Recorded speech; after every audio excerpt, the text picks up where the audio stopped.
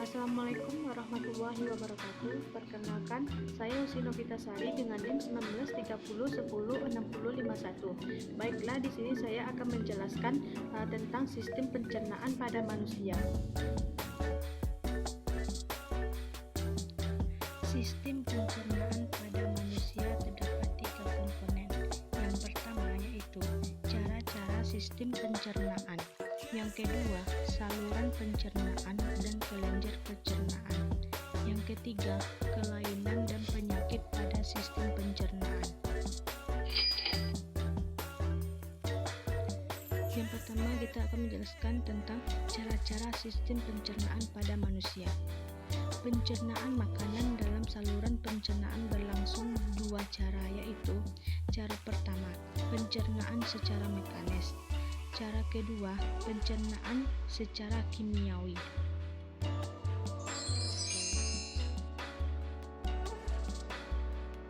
Selanjutnya, cara-cara sistem pencernaan.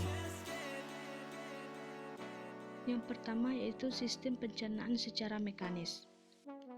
Pencernaan secara mekanis adalah proses pengubahan makanan dari bentuk besar atau kasar menjadi bentuk yang lebih kecil atau halus. Proses ini terjadi dengan bantuan gigi dan lidah, juga dengan otot lambung. Yang kedua yaitu pencernaan secara kimiawi. Pencernaan secara kimiawi adalah proses pengubahan zat makanan dari bentuk yang kompleks menjadi bentuk yang lebih sederhana dengan bantuan enzim pencernaan. Selanjutnya, saluran-saluran dan kelenjar pencernaan. Terdapat 4 bagian yaitu mulut, lambung, kerongkongan, dan usus halus. Mulut terdapat 3 bagian yaitu gigi, lidah, kelenjar, ludah.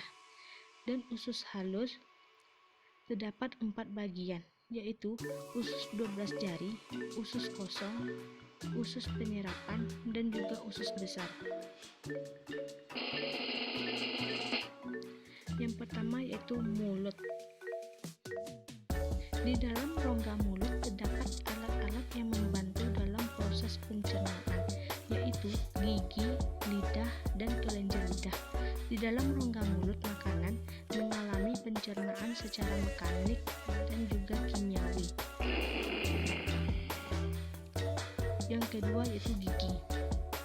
Gigi dibedakan menjadi 3 macam, yaitu gigi seri, gigi taring, dan juga gigi geraham.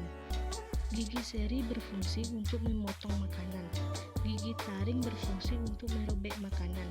Sedangkan gigi geraham berfungsi untuk mengunyah makanan. Sumsum gigi pulpa merupakan rongga gigi yang di dalamnya terdapat serabut saraf dan pembuluh-pembuluh darah. Ada gambar terdapat dalam PPT tersebut. Yang selanjutnya yaitu lidah. Lidah berfungsi untuk mengecap rasa makanan, mengatur letak makanan, dan membantu menelan atau mendorong makanan masuk ke dalam kerongkongan. Di dalam PPT terdapat gambar lidah. Selanjutnya yaitu kelenjar ludah.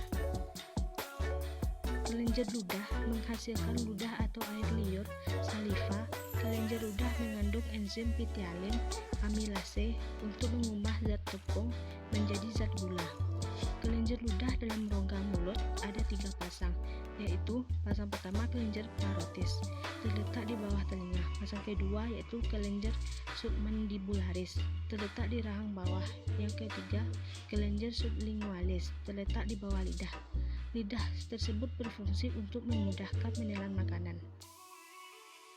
Dapat kita lihat di PPT gambar kelenjar ludah.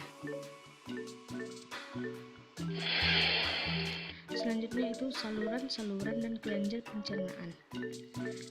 Yang pertama yaitu usus 12 jari atau duodenum. Pada usus 12 jari bermuara 2 saluran, yaitu saluran empedu yang menyalurkan getah empedu untuk mengemulsikan lemak. Selanjutnya saluran pankreas menyalurkan getah pankreas yang mengandung enzim. Berikutnya ada menunjukkan gambar usus 12 jari. Selanjutnya usus kosong. Usus kosong atau jejunum merupakan tempat pencernaan makanan terakhir sebelum sari makanan diserap. Terdapat gambar di PPT pada usus kosong atau jejunum. Selanjutnya usus penyerapan. Usus penyerapan. Pada usus penyerapan atau ileum terdapat jontok-jontok usus yang disebut villi. Villi berfungsi memperluas daerah penyerapan usus halus sehingga sari-sari makanan dapat diserap lebih banyak. Pada jontot usus terdapat pembuluh kapiler darah dan pembuluh kil.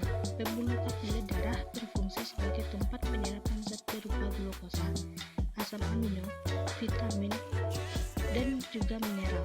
Sedangkan pembuluh kil sebagai tempat penyerapan zat berupa asam lemak dan gliserol.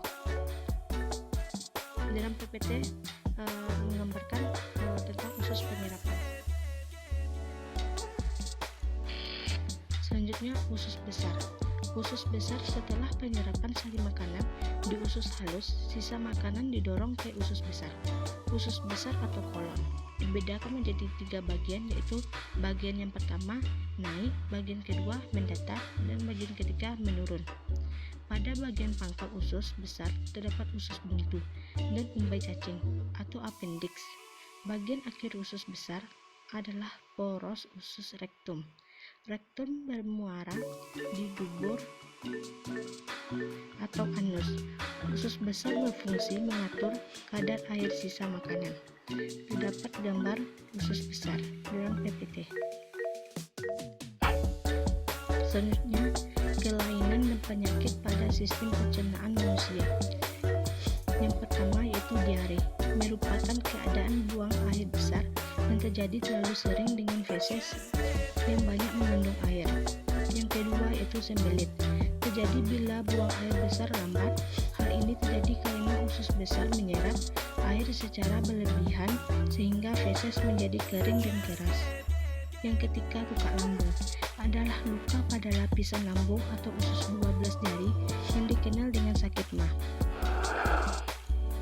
Yang keempat yaitu radang pada dinding lambung atau gastritis, merupakan peradangan yang terjadi pada membran mukus yang melapisi lambung.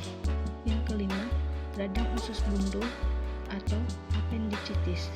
Radang usus buntu akibat dari infeksi yang terjadi pada usus buntu. Radang usus buntu terjadi jika lubang yang menghubungkan usus buntu dengan usus besar tersumbat. Yang keenam yaitu hernia, merupakan penyakit akibat robeknya lapisan dalam dinding perut pada daerah pangkal paha yang menimbulkan pembengkakan atau gumpalan yang berasal dari terlepasnya lingkaran usus sehingga menonjol pada tempat yang robek tersebut. Yang ketujuh yaitu parotititis, disebut juga penyakit gondong atau gondongan. Penyakit ini disebabkan oleh virus yang menyerang kelenjar air ludah tepat di bagian tengah sehingga kelenjar air ludah tersebut membengkak dan juga membesar. Yang ke-8 yaitu neurostomia, penyakit yang menyerang rongga mulut yang mengakibatkan produksi air ludah menurun sehingga mulut kering dan makanan tak dapat dicerna dengan sempurna.